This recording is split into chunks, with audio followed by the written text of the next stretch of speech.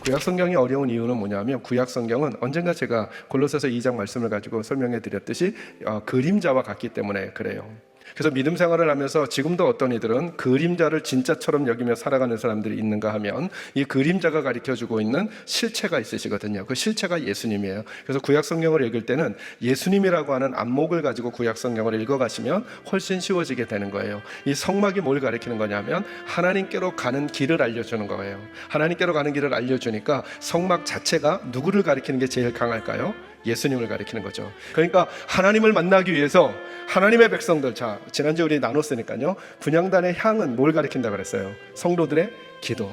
무엇이 하나님을 만나러 가는데 성소에도 속하고 지성소에도 속하는가, 이 이미지, 이건 그림자라 그랬죠. 그게 예수님 안에서 우리에게 알려지게 되는 거예요. 무엇을 통해 하나님을 저희가 뵙고 하나님의 임재를 경험하게 된다는 거예요. 저희들의 기도라는 거예요.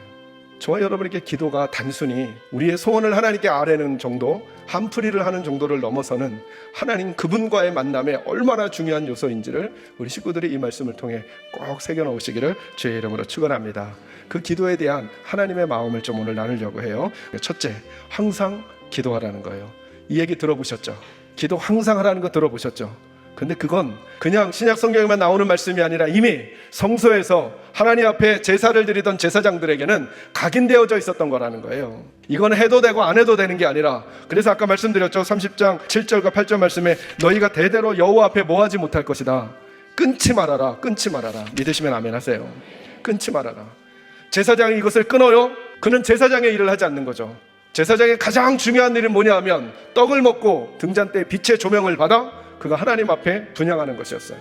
근데 어느 제사장이 만약에 분향을 하지 않는 거예요. 끊어버리는 거예요. 그렇다면 그는 굉장히 심각한 문제를 일으키는 사람이 되는 거죠. 그게 항상 기도하라는 의미라는 거예요. 자, 두 번째 내가 따라합니다. 하나님께만 기도하라.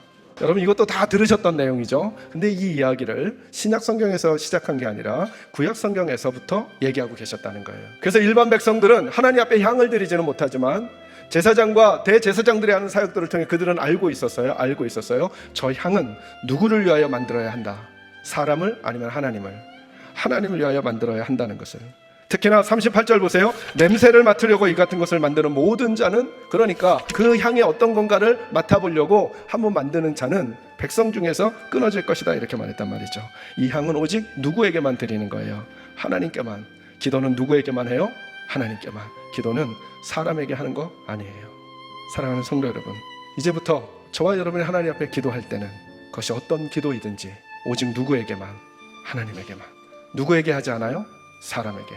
보이려고, 자랑하려고, 대변하려고, 나를 드러내려고 하는 것 아니라 하나님께서 가장 원하시는 것이 무엇일까를 마음에 품고 그것들을 하나님께 아뢰어 가기로 결단하고 다짐하는 저와 여러분이 되시기를 주의 이름으로 축원합니다. 마지막 세 번째는 이거예요. 기도는 하나님의 방법으로 기도해야 합니다. 그래서 여러분, 언젠가 여러분과 레위기 10장의 말씀을 다룬 적 있었죠? 아론의 아들 나답과 아비후가 하나님께 향을 피웠죠. 그죠? 향을 피우다가 어떻게 됐다고요? 죽었다 그랬죠. 향을 피우다가. 왜요? 하나님이 명령하시지 않는 불을 가지고 와서 분향하다가. 그러니까 이제 오늘 우리가 하고 있는 말씀으로 적용, 뭐 하다가 죽은 거예요? 기도하다가 죽은 거예요. 왜요? 하나님이 명령하시지 않은 방법으로 기도하다가. 그러면 제가 여러분과 이제 나누려는 거예요. 마지막으로 그 하나님의 방법이라는 게 뭐냐는 거예요. 하나님의 방법이라는 게, 그러니까 하나님의 방법대로 하나님께 나아가는, 하나님의 방법을 넘어서는 방법이 하나 있는데, 그게 뭐냐면 어떤 심령으로? 상한 심령으로 가는 거예요. 상한 심령이라는 게 뭘까요? 여러 가지 말로 여러분 적용하려고 한번 애써보세요. 교만하지 않은 마음, 겸손한 마음, 난 하나님 없으면 안 된다는 마음, 하나님만 계시면 된다는 마음, 나 지금 절망 가운데 있는데 하나님이 나를 도와주시면 나 다시 살 수 있다는 마음, 하나님께 가서 하나님의 품에 안기려는 마음, 하나님의 품 안에서 울려는 마음, 하나님께 내 인생을 던지는 마음, 하나님 아니면 나 못 산다고 하나님께 몸부림치는 마음, 매 주일마다 저와 여러분이 이 마음으로 하나님께 가고 있나요? 묵도부터 축도까지 예배의 순서와 방법은 있는데, 이 방법을 넘어서는 하나님이 받으시는 하나님의 사람들의 예배와 기도의 방법, 그건 상한 심령. 우리 매 주일마다 그 아버지께 우리의 상한 심령을 드리는 거예요. 상한 심령이 하나님이 우리를 받으시는 최고의 방법이라는 사실을 잊지 마시고 그 마음 하나님께 드리고 돌아가는 저와 여러분이 되시기를 주의 이름으로 축원합니다.